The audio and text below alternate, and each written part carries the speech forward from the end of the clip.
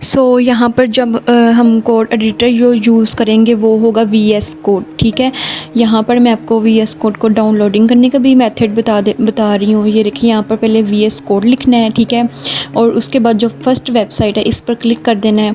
ठीक है, उसके बाद इस पर डाउनलोड का ऑप्शन आ जाएगा। ठीक है, आप नीचे देख सकते हैं कि यहाँ पर नीचे कोडिंग के लिए ये कोड एडिटर यूज़ होता है। बहुत सारे कोड एडिटर होते हैं, लेकिन ये सबसे बेस्ट होता है क्योंकि इस पर हम हेल्पफुल टूल्स मिल जाते हैं। ठीक है, इसको यूज़ करना इजी होता है। तो ये हर लैंग्वेज में यूज़ कर सकते हैं, पाइथन, जावास्क्रिप्ट, HTML, CSS। ठीक है, अब आपको जो विंडो है आप उस हिसाब से डाउनलोड कर सकते हैं। अगर आपके पास मैकबुक है आप उस हिसाब से मैकबुक पर क्लिक करके डाउनलोड कर सकते हैं। ठीक है, यहाँ पर मैंने विंडो पर 10 पे क्लिक किया तो वहाँ पर मेरा डाउनलोडिंग इंस्टॉल हो रही है। ठीक है, मैं इसको कट कर दूँगी बिकॉज के मेरे पास ये पहले से ही इंस्टॉल हुआ हुआ है। ठीक है, तो यहाँ पर जब हम VS कोड को ओपन करेंगे कुछ इस तरह से इंटरफेस ओपन होगा। ठीक है, और ये वेलकम पेज है, इसको मैं कट कर दूँगी। ठीक है, देन हम एक न्यू फाइल बनाएंगे। ठीक है, न्यू फाइल बनाने के लिए हमारे पास जो कमांड यूज़ होती है वो होती है Ctrl+N।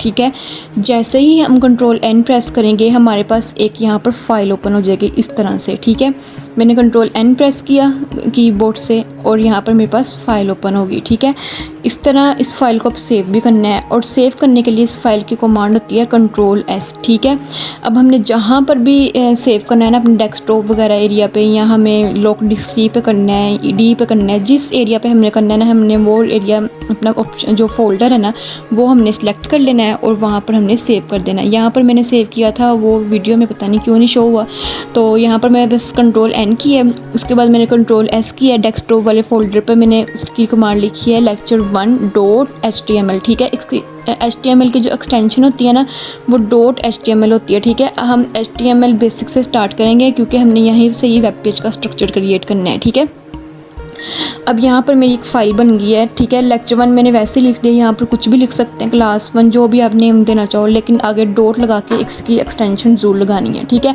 अब यहाँ पर मैंने HTML लिखा और ये इमिट एब्रीविएशन का मतलब होता है कि हेल्पफुल टूल्स हमें प्रोवाइड करती है। जब मैंने इसका सेकंड ऑप्शन सेलेक्ट किया, मतलब HTML5 का मतलब कि हम HTML का वर्जन 5 यूज़ कर रहे हैं। ठीक है, जब मैंने इसको प्रेस किया तो हमारे पास बाय डिफ़ॉल्ट ये कोड आ गया। ठीक है, इस कोड का क्या मतलब है कि जो सबसे फर्स्ट पन्ना है डॉक्यूमेंट टाइप HTML, ये हमें बता रहा है कि ये HTML है डॉक्यूमेंट टाइप। ठीक है, सेकंड पे जो बता रहा है HTML लैंग्वेज। ठीक है, ये मतलब बता रहा है कि HTML की जो लैंग्वेज है ना वो इंग्लिश है। ठीक है, और जो हेड पार्ट है ना ये हमारे ब्राउज़र पे नहीं शो होगा। ब्राउज़र पे जो हमारा टाइटल वाला पार्ट है ना, जहाँ पर डॉक्यूमेंट लिखा है वहाँ पर हम कुछ भी टाइटल दे सकते हैं। ठीक है, तो यहाँ पर डॉक्यूमेंट ही लिखा रहने दें, या इधर भी लिख सकते हैं कि ये lecture1 है। ठीक है, अपनी आसानी के लिए। तो जो हेड वाला पार्ट है ये नहीं हमारे उधर शो होता, जो HTML वाला होता है ना ये रूट एलिमेंट होता है। ठीक है, अब हम यहाँ पर कैसे करेंगे, मतलब हम स्ट्रक्चर कैसे क्रिएट करेंगे वो हम अपनी बॉडी पर करेंगे। ठीक है, हमारे पास बॉडी पर हमें जो स्ट्रक्चर बनाना है ना वो हमें टैग्स की हेल्प से बनाना है। ठीक है, टैग मतलब के एलिमेंट्स होते हैं, एक हमारे पास ओपनिंग टैग होता है और एक क्लोजिंग टैग होता है। जैसे ही मैंने H1 लिखा मुझे हेल्पफुल टूल मिल गया। ठीक है, अब जो ओपनिंग और क्लोजिंग टैग के दरमियान हमें अपना टेक्स्ट लिखना होता है। हम टेक्स्ट कुछ भी लिख सकते हैं, लाइक मैंने यहाँ पर हेडिंग 1 लिख दिया। ठीक है, H1 का ओपनिंग टैग और H1 के क्लोजिंग टैग के दरमियान मैंने अपना हेडिंग 1 लिख दिया। ठीक है, इस तरह से हम टैग्स लिखते हैं। जब मैंने हेडिंग 1 लिखा और अपने क्रोम ब्राउज़र को खोला तो उसको रिफ़्रेश किया तो मेरे पास हेडिंग 1 इस तरह से आ गई। मतलब ये सबसे टॉप हेडिंग होती है, सबसे लार्जेस्ट हेडिंग होती है हेडिंग 1। ठीक है, हमारे पास 6 हेडिंग टैग्स होते हैं अपने वेब पेज को क्रिएट करने के लिए। 6 के अलावा हमारे पास और कोई हेडिंग टैग नहीं होता है। इसी तरह H2 होगा, H1, H2, H3, H6 तक इस तरह हेडिंग टैग्स होंगे। इसके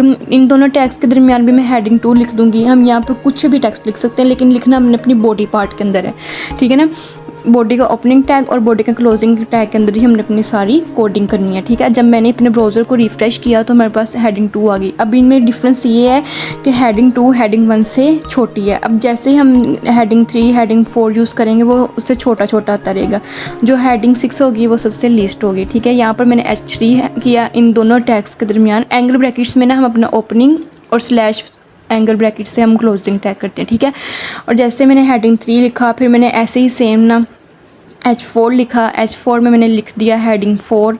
ठीक है, इस तरह से हम अपनी हेडिंग्स क्रिएट कर सकते हैं। वेब पेज पे हमें अक्सर हेडिंग नज़र आ रही होती है जो स्टार्ट पर होती है, फिर उसके बाद सब हेडिंग नज़र आ रही होती है, फिर टाइटल लिखा होता है, वो उन्हीं हेडिंग टैग्स से लिखा होता है। ठीक है, इस तरह से हम अपनी हेडिंग लगा सकते हैं। ये मैंने 6 के 6 हेडिंग टैग्स यूज़ कर लिए हैं और इनमें मैंने 6 हेडिंग्स लिख दी हैं। ठीक है, अब यहाँ पर मैं दोबारा अपने ब्राउज़र पर जाऊँगी, उसको मैं दोबारा से यहाँ पर रिफ़्रेश करूँगी और फिर मैं आपको डिफरेंस बताती हूँ।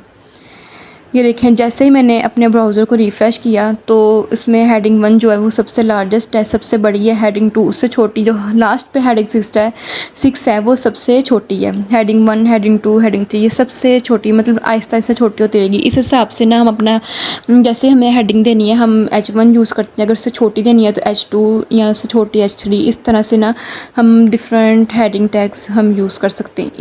ये 6 ही होते हैं, 6 के अलावा हमारे पास कोई नहीं होता। सो आई होप कि आपको आज का लेक्चर समझ आया होगा। अगर आपको किसी चीज़ की नहीं समझ लगी तो आप मुझसे दोबारा पूछ सकते हैं। Thank you so much.